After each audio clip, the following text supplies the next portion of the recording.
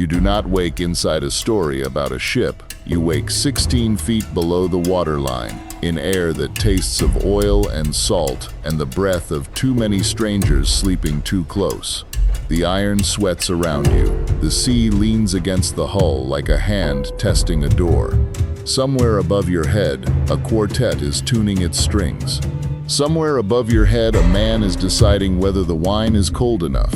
Somewhere above your head, the carpet lies so thick that no footstep makes a sound. Down here, the floor is bare metal, and every step rings like a warning nobody hears. You are in steerage, third class, the bottom of a floating city. You do not know it yet, but the distance between your bunk and the beds where the rich are sleeping will not be measured in staircases. It will be measured in who the sea decides to keep. The ship is a city stacked on its side. The wealthy live at the top, where the air is clean and the light comes in through glass. The poor live at the bottom, where the engines never stop and the walls hum against your spine all night. Same ocean, same iron, same cold water waiting on the other side of the plates. The only thing that changes is how far you have to climb to reach the sky. The abyss began before the ship ever moved. If you are poor, you did not simply walk aboard. You were inspected first, herded through a shed at the dock, checked for lice and fever, and the eye disease that could send you all the way back across the ocean.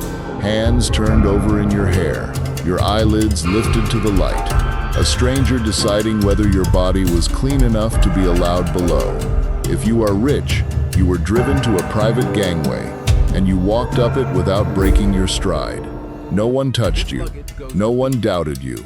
Wealth is the one condition this ship never screens for. Start with waking, because even sleep is ranked here. If you are poor, you wake in a room shared with strangers. Bunks stacked close together, a thin, hard mattress, a single basin for washing that a dozen hands have already fouled. The air is warm and stale and thick with other people. Babies cry somewhere near the floor.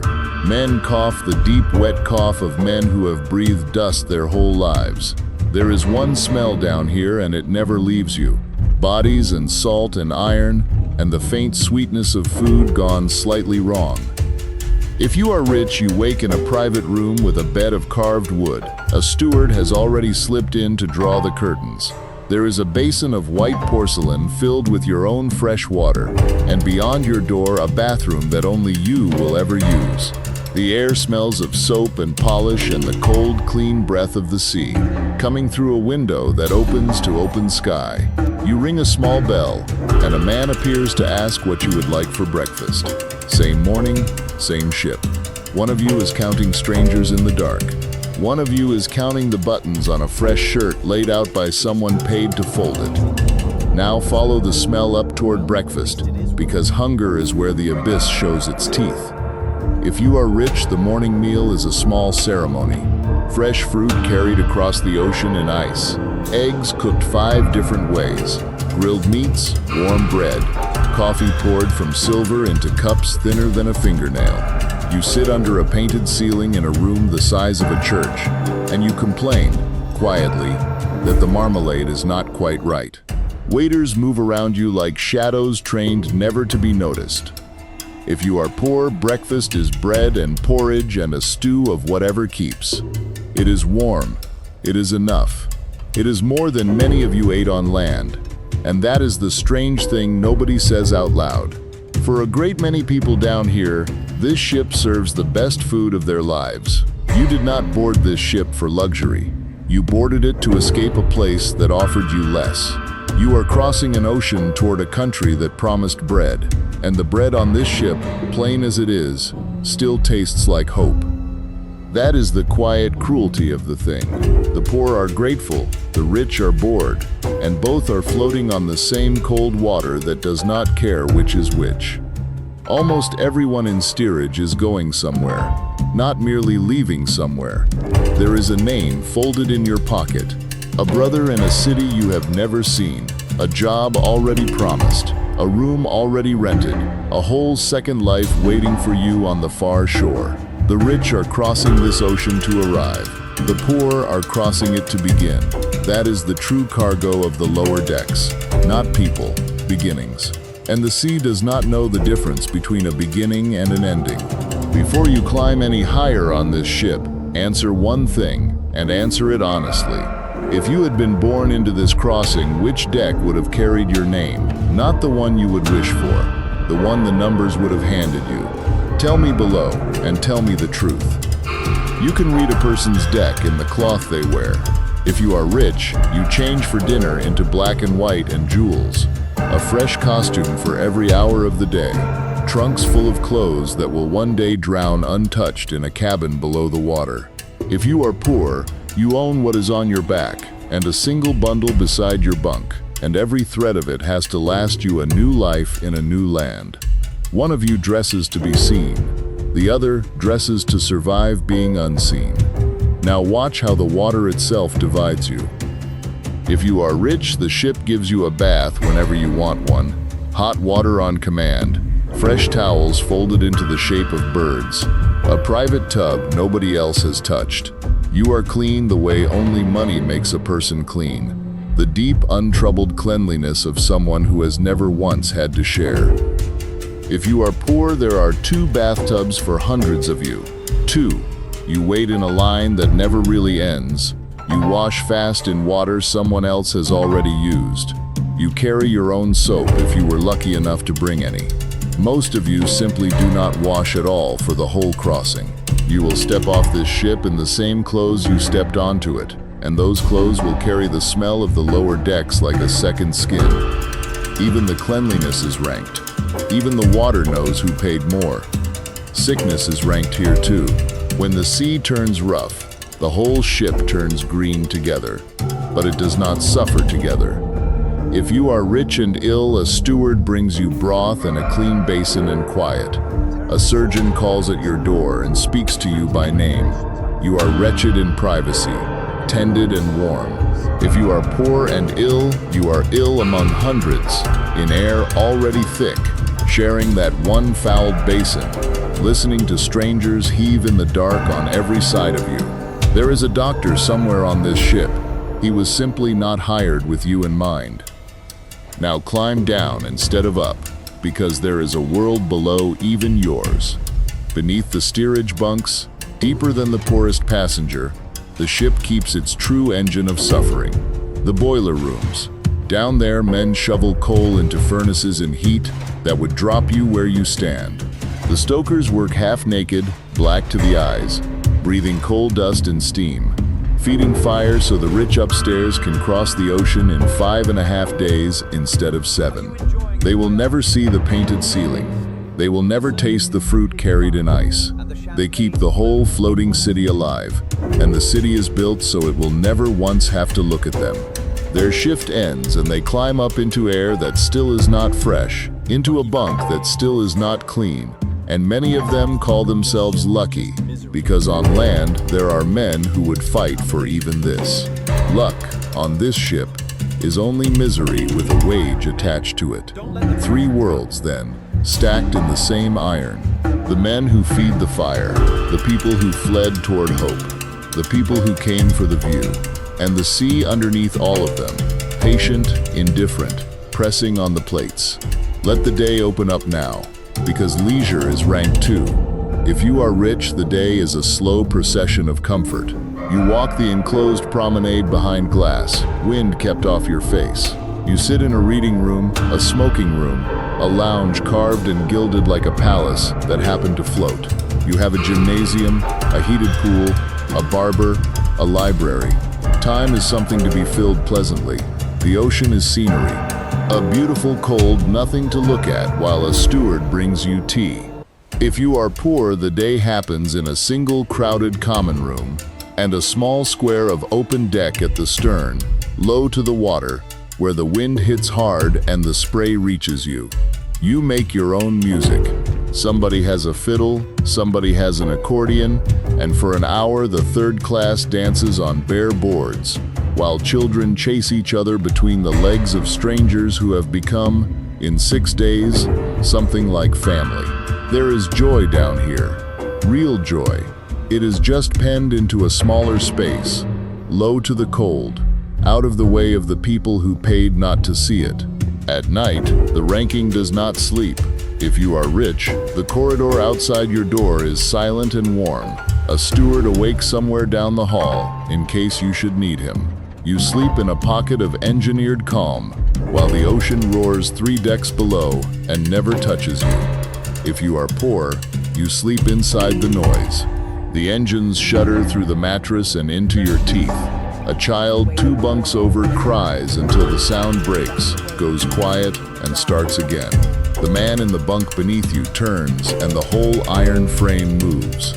You learn to sleep the way the poor have always slept, in pieces, with one part of you left awake and listening. And between those 2 worlds, everywhere on this ship, there are gates. Here is the part the films never show you clearly. Literal gates, metal barriers, locked doors, narrow guarded stairways, built to keep the classes apart. The rich do not want to see you.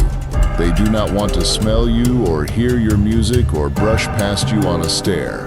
So the ship is built to keep you sealed at the bottom, in your own corridors, behind your own doors, in your own air.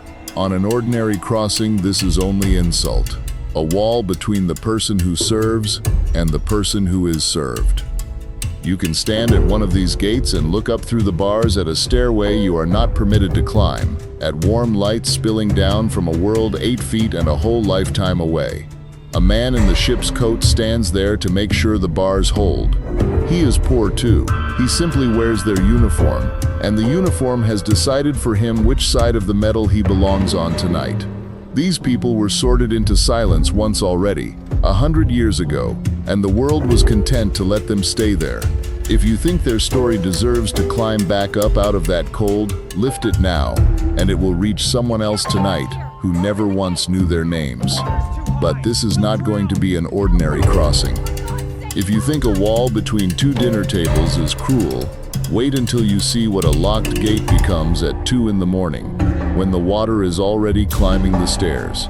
Stay with me, because every insult you have walked through so far was only the rehearsal.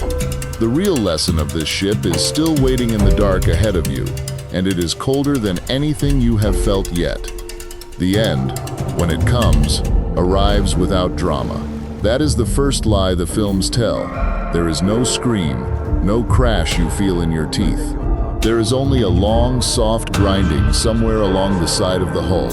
A shudder most of the ship sleeps straight through. In first class, a few glasses tremble against each other. A man glances up from his cards, hears nothing more, and goes back to them. Up there, the collision is a rumor that dies before it finishes. Down here, it is not a rumor. Down here, closest to the wound, you hear the sea come in. You feel the cold climb the floor toward your bunk.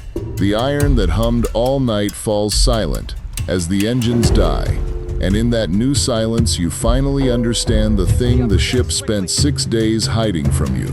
The wall you have leaned against this whole crossing is the only thing between you and the Atlantic, and the Atlantic has just found a way through.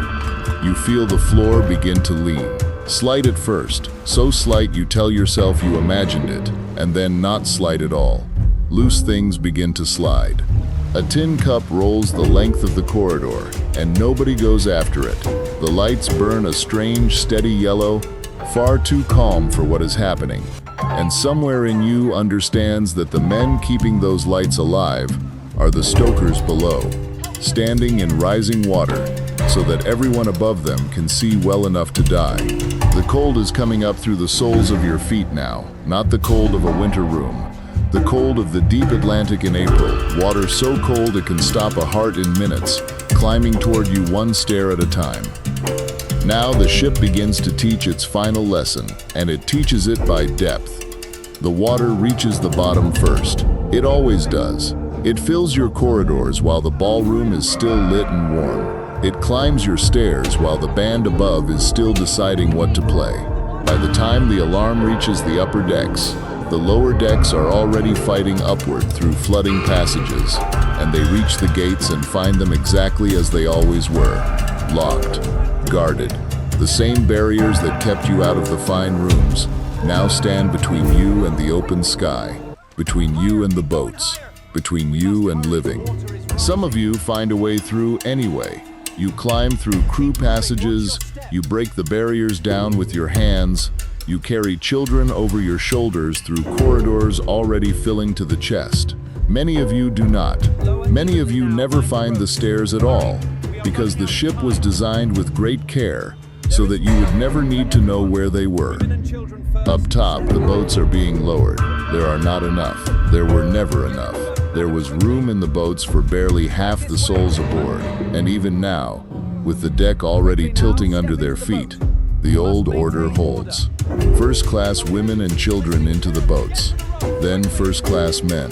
The people from the bottom of the ship reach the deck late, soaked and shaking and lost in a maze that was never meant to lead them here, and they find the boats already gone, or already full, or already pulling away half empty into the black water because no hand was willing to wait for them. On the boat deck, a band is playing. This part is true. Men who could have shoved their way toward a seat instead stood and played, so that the dying would have something other than screaming to fill their last hour. It is the one place on this whole ship where rank finally dissolved, where men chose the same cold end as the poorest child sleeping below them, and it lasted only as long as the deck stayed above the sea. The sea does not check your ticket, but the men lowering the boats did. For those who reach the open deck too late, there is only the water, and the water that night was near freezing. A body does not float there and wait to be saved. It fails in minutes. 1,500 people go into that sea in the space of an hour, and the cry that rises from all of them at once is a single sound the survivors in the half-empty boats will carry to their own graves. Then, one voice at a time, the cold takes the sound away, until the ocean is quiet again, and the stars are very bright, and the boats do not row back, because the living are afraid of being pulled under by the dying. Read the numbers slowly, because each one of them had a name. More than 9 in 10 first-class women lived. Fewer than half the children in Steerage did. A wealthy man in a dinner jacket stood a better chance that night than a poor child asleep in her mother's arms. Sit with that. On a sinking ship, with the sea taking everyone the same way, a grown man's ticket still outweighed a small girl's life. The ice did not do that. The ice only opened the hull. The sorting was ours. When it was over, the water had sorted everyone with a precision that should shame the living forever. Among the first-class women, nearly everyone survived. Among the children of the poorest deck, most did not.